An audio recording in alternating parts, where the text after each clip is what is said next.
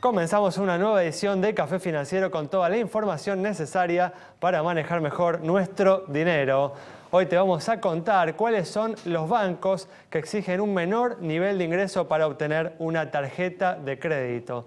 También vamos a repasar las mejores alternativas de inversión para que tu dinero no siga perdiendo contra la inflación. Y en el último bloque vamos a entrevistar al economista Pablo Rojo para ver si esta calma que viene mostrando la economía en estos primeros meses del 2015 se puede mantener a lo largo del año, que comienza en serio a partir de la semana que viene. Quédate con nosotros. Tras el siguiente intervalo vamos a regresar con todos estos temas y vamos a responder a todas tus consultas.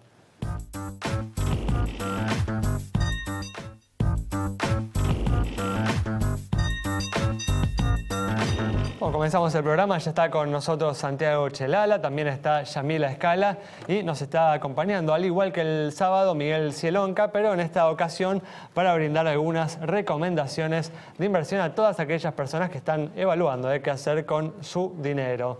¿Qué tal? ¿Cómo andan? Hola, muy bien, ¿cómo les va? Gracias por estar aquí una vez más. Vamos a arrancar el programa de hoy con información sobre las multas que más se aplicaron a lo largo del 2014 en la ciudad de Buenos Aires. Yamila va a presentar este tema. En la ciudad se ponen más multas por estacionar mal que por el exceso de velocidad, ¿sí? Que por ir a más de la velocidad permitida. Después de 4 años, esta cifra respecto al mal estacionamiento supera ampliamente. Estoy hablando de 1.200.000 multas contra 600.000, ¿sí?, de una cosa y de la otra. Ahora bien, ¿qué significa este número? Para ser un poco más concretos, 27% más que en 2013 las multas referidas a mal estacionamiento y 36% menos que en 2013 las referidas a exceso de velocidad. Así las cosas, ¿qué significan? Bueno, hay un interés importante en multar, ¿sí?, y en ordenar la ciudad, aspecto importantísimo de la vida en sociedad, de una ciudad que avanza, que va para adelante. Ahora, un exceso de velocidad que genera muertes concretamente, que tiene que ver con la seguridad vial directamente relacionado, como pasar los semáforos en rojo. Bueno, entonces, que se estén sumando esfuerzos muy concretos en vigilar lo que tiene que ver con el espacio urbano, es muy interesante en tanto y en cuanto no se descuide lo que tiene que ver con la seguridad vial, ¿sí? De hecho, hace muy poco se inauguró una aplicación para los smartphones que uno puede sacarle la foto al auto para que lo multen si está mal estacionado, ¿sí? Entonces, cuán importante es no descuidar la seguridad vial en función de, a ver, si yo te pregunto, Ale, vos cuando salís a la calle, ¿de qué tenés más miedo? ¿De que te levante el auto la grúa o de que te multen porque estacionaste mal o de que ibas sin cinturón de seguridad? Un temor que quedó bastante bien reflejado en la película Retrato Salvaje, ¿no? Bueno, sin ir más lejos y con la cuestión del Oscar justo. Pero a ver, al margen, uno como ciudadano tiene más miedo de una cuestión que de la otra, pero a ver, referido a la multa. Ahora, uno, ¿en qué está más en peligro? ¿Cómo está más en peligro? ¿Por una persona que cruza mal en rojo o que no usa el cinturón de seguridad? Hablando de la seguridad misma de uno. O por el mal estacionamiento. A ver, ¿qué quiero decir con todo esto? Interesante el dato, pero llamativo al menos, y para prestar atención, porque los controles tienen que estar dirigidos desde ya al ordenamiento de la ciudad, pero no descuidando la seguridad de los ciudadanos. Y no tiene por qué haber un muerto en ningún lado desde ya, pero ¿por qué en la ciudad sí? Semáforos en rojo, exceso de velocidad, en fin, datos para conocer, pero también para tener en cuenta de qué nos están hablando cuando tanto hablamos de accidentes de tránsito, de muertos por accidente de tránsito, de heridos por accidente de tránsito. 27.000 personas, a ver, 1.200.000 multas por mal estacionamiento y 27.000 por no usar el cinturón.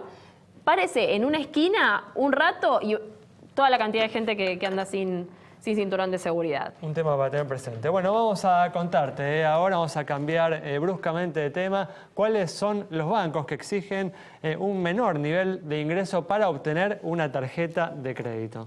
Y a prestar atención porque mucha gente dice, bueno, ¿podré yo tener una tarjeta de crédito si no está muy familiarizada con su uso y así acceder justamente a beneficios como los planes para pagar en cuotas o descuentos que se dan en supermercados o casa de venta de electrodomésticos? Vemos en pantalla cuáles son los requisitos mínimos que pide cada banco para tener una tarjeta de crédito. El Banco Ciudad sin mínimo, sujeto por supuesto a un análisis crediticio, provincia 1.200 pesos, Nación 1.800, los privados un poco más caro, 3.000 el Macro y 4.500 el Banco Galicia, Santander 6.500, Patagonia 7.000 pesos mensuales de ingreso mínimo acreditado, Francés 8.000, ICBC 7.200, me había olvidado, y Credicop 9.000 pesos. Como vemos, mucha disparidad, pero tampoco son tan altos los salarios. Pensemos que a partir de 1.200, 3.000 pesos o incluso sin requisito mínimo en el Banco Ciudad, uno puede tener una tarjeta de crédito, puede pagar en cuotas con este plan del gobierno ahora 12 que hay en muchos comercios y también, por supuesto, acceder a descuentos. Entonces, atención, que es importante tratar de conseguir una de estas tarjetas y no utilizar las tarjetas de mutuales o de casas de que se la dan por ahí con el DNI o le dan una tarjeta rápido, porque esas tarjetas, si bien son más rápidos de sacar, después los intereses que cobran suelen ser mucho, pero mucho más altos. Efectivamente, un dato sumamente importante para que no caigas, ¿no?, en las manos de esos operadores financieros que realmente abundan y que, como acaba de decir Santiago, cobran tasas usurarias. Bueno, vamos a comenzar ahora con las recomendaciones. Un contexto económico que presenta sus dificultades. Es difícil, digamos, en nuestro país elegir cuál es la alternativa financiera con las mejores perspectivas. Bueno, Miguel nos va a dar su recomendación. Bien, Alejandro, recomendación, aunque parezca paradójico, para un inversor más o menos conservador, recomiendo que invierta en papeles del Merval, ¿sí?, el índice líder de la bolsa en Argentina. ¿Cómo le damos característica de un perfil conservador? Básicamente poniéndole un tope en el total del portafolio. Ustedes sabrán que en el mundo de las finanzas siempre las inversiones se tienen que evaluar en el contexto de todo el portafolio y no individualmente. Entonces, en mi visión, el inversor conservador en Argentina que no tenga absolutamente nada de Merval está corriendo un riesgo. ¿Por qué? Bueno, justamente porque es una clase de activos que ha quedado rezagada frente al resto. Pero mire, ¿cómo se hace para invertir en papeles del Merval? ¿Qué se hace exactamente? Mirá, lo más simple es directamente invertir en un fondo de acciones que intenta un fondo común de inversión. Exactamente. Estos que abundan así en los bancos. Exactamente. Es un fondo común que lo que hace es intentar replicar el rendimiento que tiene el Merval. ¿Qué tiene de positivo esto? Que no se corre el riesgo de un papel individual, claro, sino que uno diversifica en un grupo de papeles donde están representadas los bancos, las compañías energéticas, las compañías de consumo masivo. Y esto es sencillo, ¿no? Digamos, cualquier persona puede averiguar en su banco por un fondo común que tenga estas características, sí, y colocar su dinero allí. Efectivamente. Los bancos tienen en muchos casos familias de fondos y hay familias de fondos que son independientes de los bancos, de manera que es una forma bastante eficiente de invertir en acciones sin tener que tener una cuenta custodia. Muy bien, perfecto. Bueno, esta es la recomendación entonces de Miguel para las próximas semanas. Cerramos de esta manera el bloque. Quédate con nosotros en instantes. Estamos de regreso.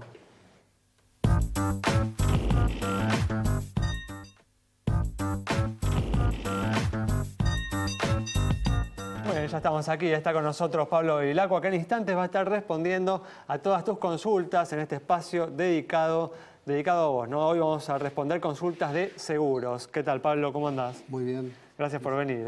A ustedes por invitarme. Bueno, vamos igual como hacemos siempre, vamos a responder ahora una consulta sobre el estado de las entidades bancarias. La pregunta es de Marcelo y es sobre el nuevo Banco de Santa Fe. Para Marcelo es, por supuesto, el agente financiero de la provincia de Santa Fe y miembro del grupo Petersen de entidades financieras. Vemos sus números en pantalla. Tiene un patrimonio de 3.475 millones de pesos, depósitos por 14.282 millones y resultados positivos de 929 millones en el último ejercicio. Buenos indicadores de solvencia y también de liquidez. Cara sonriente para el nuevo Banco de Santa Fe. Bueno, comenzamos a responder las consultas que hemos recibido sobre temas de seguros. Tenemos Pablo, la de Mariela, que tuvo la mala suerte de chocar su coche contra la puerta de su garage. Al vehículo no le ocurrió nada, pero los daños a la puerta, nos explica Mariela, son considerables. Sí. Nos pregunta entonces a quién debe acudir, ¿al seguro del auto o al del hogar? Bueno, Mariela, el seguro del auto tenés el componente de la responsabilidad civil. Por ese lado no vas a poder ir, porque la responsabilidad civil es para atender reclamos de terceros y vos dañaste tu propia propiedad, por lo cual no hay un tercero involucrado. Exactamente. Es así. Y por el seguro de la casa, debería, tenés también la cobertura de responsabilidad civil dentro de la cobertura de la casa, que tampoco la vas a poder usar, pero en la cobertura de incendio del edificio, en algunas pólizas hay una cláusula que tiene que ver con daños provocados por aeronaves o vehículos terrestres y su carga. Entonces, si la póliza que vos tenés en la parte de incendio de edificios, que se estrelle un avión en tu casa. Entonces, no todas las pólizas. O baje un helicóptero mal y caiga sobre el techo de tu casa. Exacto. Entonces, si esta cláusula estuviera dentro de lo que es el clausulado de incendio de edificio, posiblemente pudieras reclamarlo. Muy bien, bueno, bastante claro. Fíjate entonces en tu póliza, Mariela. Vamos a ir ahora también a otra consulta, es de Graciela, que quiere saber cuál es la diferencia, bastante sencilla, cuál es la diferencia entre un seguro de salud y un seguro de accidentes personales. Agrega Pablo unas preguntas, dice, ¿el de salud es más amplio? ¿Cubre accidentes de trabajo también? Bueno, son dos coberturas totalmente distintas. El seguro de salud, y creo entender que te referís a ese tipo de cobertura, es aquellas que atienden algún tema de alguna enfermedad o enfermedades en particular que te causen algún tipo de invalidez o indisposición por la cual vas a dar una cobertura para cubrir una operación, una internación, ese tipo de cosas. También igual accidentes, cubre, digamos, o sea, si la persona está dentro, sí, hay que ver cuáles son los alcances de la cobertura de salud. La póliza de accidentes personales es una póliza más limitada que atiende a todos, te cubre la muerte y la invalidez permanente a causa de accidentes. Claro, y solo en caso de accidentes. Solo en caso de accidentes. Y tiene un componente aparte de asistencia médica que se le puede agregar, que en algunos casos, la mayoría de las compañías venden ese componente en forma muy limitada y hay muy pocas compañías, no exceden las 5, que venden ese producto muy amplio, la parte de asistencia médica. No es, digamos, algunos piensan que cubre la parte de accidentes laborales, no sirve para cubrir accidentes laborales. Sí se usa mucho la póliza de accidentes personales para entrar a los monotributistas autónomos, se lo piden las empresas para entrar a trabajar. Muy bien, bueno, Pablo, clarísimo, ¿eh? Bueno, vamos a cambiar de tema y justamente en los últimos días se anunciaron créditos especiales y subsidios para los damnificados por las graves inundaciones que se registraron en la provincia de Córdoba. Santiago nos brinda alguna información sobre este tema. Así es, el Banco Credicop fue el primero en salir con este tipo de créditos para los damnificados por el temporal. Tasas nominales anuales de 19%. Son tasas que están, por supuesto, por debajo de la inflación real y que son, en definitiva, un subsidio. También el Ministerio de Industria, con el nuevo ministro de la provincia, que es Guillermo Acosta, también ha dado un plan muy importante de subsidios para aquellos que fueron perjudicados por la tormenta. Simplemente entrar a la página del Ministerio de Industria de Córdoba y allí tienen más información. Muy bien, vamos a cerrar este bloque respondiendo a una última inquietud sobre la situación de una compañía de seguros. Saya, nos consultaste sobre la situación de Allianz. Esta empresa presenta un activo de 2.528 millones de pesos, pasivo 1.967 millones, patrimonio 560 millones de pesos, resultado positivo 91 millones, primas 892 millones e informa 2.618 juicios, con indicadores que se condicen con los del promedio del mercado. Es que le otorgamos la luz verde de nuestro semáforo. Y recuerden, @Café Financiero en Twitter, en Facebook también nos encuentran como Café Financiero. Nos preguntan, les respondemos. Muy bien, cerramos de esta manera el bloque. Quédate con nosotros. En instantes vamos a estar dialogando con el economista Pablo Rojo.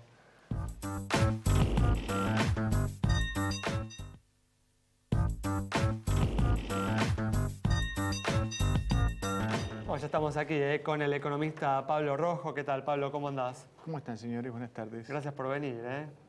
Bueno, la semana que viene empieza, ¿no? En serio, el 2015, con el final de esta temporada de verano. Y bueno, en relación a este tema, Pablo, ¿crees que esta calma que ha mostrado la economía en estos primeros meses del año se va a mantener a lo largo de este 2015 que empieza ahora en serio en los próximos días? Desde una perspectiva económica estrictamente puede ser que sí, porque hay factores con un cierto peso que apuntan a la estabilización de los mercados.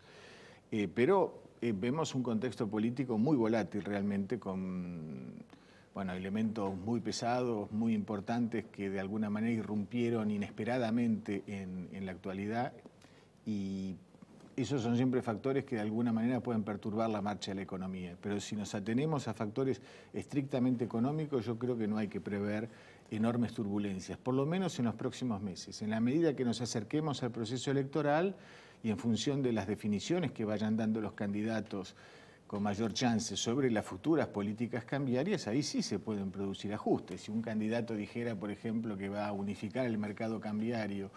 Eso igual no es algo que se está descontando, no se está descontando sí, que todos los candidatos que tienen posibilidades electorales van a unificar todos el mercado probablemente cambiario. unifiquen el mercado cambiario. Eso está descontado. El tema es en qué nivel, ¿no? Claro. Bueno, si se unifica, se supone que se tiene que unificar en condiciones de cierta libertad, porque si no, no hay unificación. Es decir, si el gobierno es el que fija unilateralmente el valor del dólar, no hay unificación cambiaria, estaríamos en la repetición de la situación actual. No, pero bueno, podría poner... Pero si hay una brecha muy importante entre el dólar blue, libre, en ese momento, y el dólar oficial, eso podría generar tensiones y perturbaciones, porque el mercado estaría empezando a descontar un ajuste cambiario inminente luego de las elecciones. Y en la medida en que nos acercamos a ese momento, evidentemente los mercados van a tener alguna reacción en relación con esa expectativa. ¿Puede haber igual gobiernos que se sientan más cómodos con un tipo de cambio más alto o con un tipo de cambio más bajo, ¿no? Hay un margen, ¿no? Depende de para qué se quiere usar el financiamiento que tal vez tenga disponible la Argentina en los próximos años. Bueno, lo ¿no? que pasa es que lo que se va a dar, como se ha dado en general después de los procesos de ajuste cambiario, es una corrección muy fuerte inicialmente, producto de todas las tensiones que está acumulando este gobierno. Es decir, hay una tensión cambiaria creciente, todos tenemos la convicción de que el tipo de cambio se está atrasando fuertemente en Argentina. La tasa de inflación es mucho más alta que la tasa de ajuste del dólar oficial, y eso está generando enormes tensiones. Y todavía no entramos en el periodo de paritarias y de ajustes de otros costos para las empresas. Entonces vamos a tener una fuerte presión en ese plano. Y como ocurre habitualmente, las correcciones en general son muy fuertes al principio y después se van atenuando, es decir, después se produce un fenómeno, ya sea por ingreso de capitales o por estabilización de las expectativas, o por ambos, que conduce a una estabilización del tipo de cambio e incluso a una revaluación progresiva del peso, como ha ocurrido en otras circunstancias, ¿no? ¿Vos ves como inevitable ese proceso? ¿Crees, digamos, que en la medida, gane quien gane, se va a dar ese proceso? En la medida en que se proponga la unificación del mercado cambiario, se va a producir una corrección, evidentemente. Este precio de 8,60, 8,65 no es un precio de equilibrio para el mercado de cambios. Entonces, no hay que ser un gran especialista para saber que si se unifica el mercado cambiario no se va a poder unificar sobre la base de un dólar que no refleja ningún tipo de equilibrio racional, ¿no? Ahora, ¿se puede hacer una unificación sin un ingreso importante de divisas, por ejemplo, mediante un acuerdo con el Fondo Monetario o acordando, no sé, un acuerdo plus con China? O, digamos, porque en cuanto se unifique van a volar las pocas reservas netas que hay, van a empezar a volar. Bueno, eso depende a qué valor se unifique. Claro, yo creo exacto. que no. Yo creo que en realidad, en el momento en que se libera el mercado cambiario, lo que va a haber es un muy fuerte ingreso de capitales, enorme ingreso de capitales, que de alguna manera están al acecho de una situación propicia que se va sin duda a abrir a partir de ese momento. No creo que el problema, es una opinión personal y por supuesto hay otros colegas que difieren, no creo que el problema luego de una unificación cambiaria sea la escasez de divisas, al contrario, creo que el Banco Central va a recuperar una enorme cantidad de divisas que ahora viene perdiendo porque el ingreso de capitales es imposible bajo las circunstancias actuales. Y evidentemente la balanza comercial con un tipo de cambio tan atrasado no genera los excedentes que teníamos en el pasado. Entonces las condiciones hoy son muy adversas desde el punto de vista de la generación de reservas. ¿Y te parece que esto es independiente de un acuerdo con los holdouts, con los fondos buitres? El tema de unificar el mercado cambiario se puede hacer a pesar de que la Argentina siga en un default cada vez más selectivo con los acreedores externos. Yo creo que con un nuevo gobierno se va a llegar probablemente a un acuerdo con los holdouts, pero no en un plazo tan breve. Va a haber negociaciones, va a haber tironeos. Es probable que ninguno de los presidentes posibles que se perfilan en el horizonte acepte calladamente las condiciones que están planteadas. Va a haber sin duda algún tipo de tironeo. Eso puede llevar algunos meses, pero la decisión de la unificación del mercado cambiario es difícilmente una decisión que pueda postergarse. Mucho más allá de la asunción de una nueva administración. Bueno, justamente Santiago recién mencionaba, ¿no? El gobierno ha elegido apelar a China por el momento en la búsqueda de divisas para sostener, ¿no? la actual situación. ¿Cuál es la evaluación que haces de los acuerdos, ¿no? que se firmaron en los últimos días que han generado tanta controversia, ¿no? Yo no estoy de acuerdo realmente con la política que está llevando el gobierno en relación con China. No de ahora, sino de antes. Por ejemplo, el gobierno ha tomado varias decisiones en relación con China que son bastante adversas. La primera de ellas fue reconocerle a China el carácter de economía de mercado, que muy pocos países la han reconocido, porque mientras no se le reconoce a China el carácter de economía de mercado, de acuerdo a los acuerdos de la OMC, se pueden aplicar restricciones a las importaciones chinas, que son muy agresivas y que en muchos casos provienen de industrias que están masivamente subsidiadas por el gobierno chino. Entonces, eso desprotege inútilmente al país, además sin ninguna contrapartida, porque ningún país hace eso, no había obligación siquiera de hacerlo. Ahora el gobierno tiene su contrapartida. Bueno, ¿no? Ahora, ir y firmar además un convenio hoy, dándole a las empresas chinas el privilegio de la adjudicación directa en obra pública, con la posibilidad incluso de importar trabajadores chinos, a mí me parece un exceso y además es absurdo.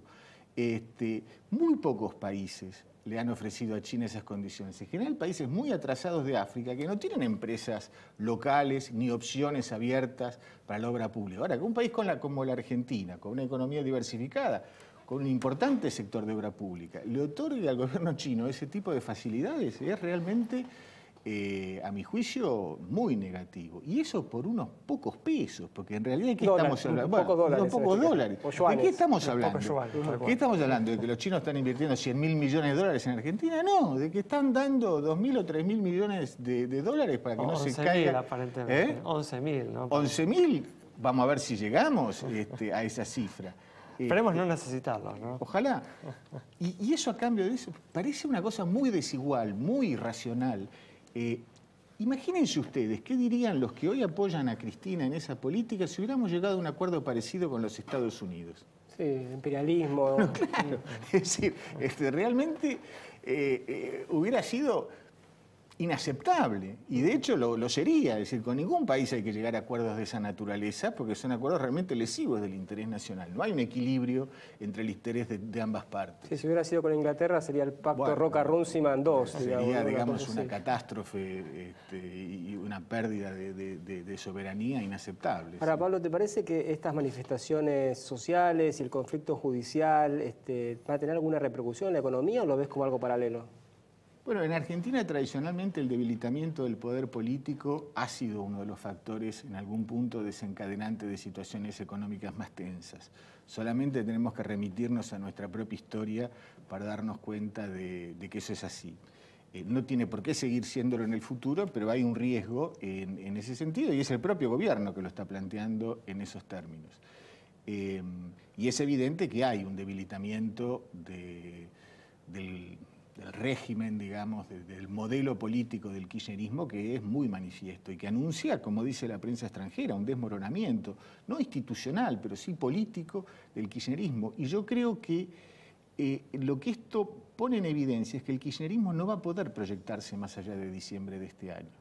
Pero ese, paradójicamente, es un factor que juega a favor de la economía, porque en la medida en que los agentes económicos perciben que el kirchnerismo carece de futuro político, eso realmente mejora las expectativas de nuestro país. Y esa es una de las causas por las cuales no se dispara el blue y siguen manteniéndose en valores interesantes los títulos públicos. Han aumentado incluso en las últimas semanas. Si para un país en default tener bonos que se revalorizan puede resultar inexplicable, paradójico. No, lo que explica la revalorización de los bonos es que el kirchnerismo está perdiendo la posibilidad de proyectarse más allá de diciembre de este año. Muy bien, Pablo, muchas gracias. Nos vamos ustedes. entonces con el análisis de Pablo Rojo sobre la situación de la economía, sobre las perspectivas.